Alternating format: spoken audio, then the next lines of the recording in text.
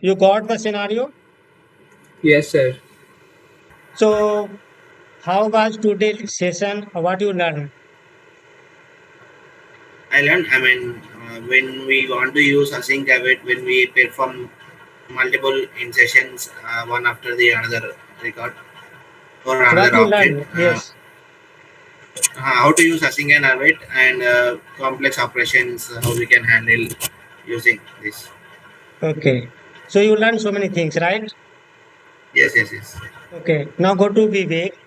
Hi Vivek, can you open your camera, please? Yes, sir.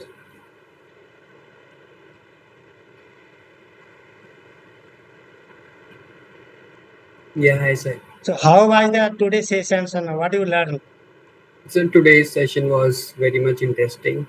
I mean, even though it looks like a simple component like creation of an account and three related contacts, Mm-hmm. but in that you added advanced level like async and await, and in like that the thing database dot insert and count of the failure and the success record.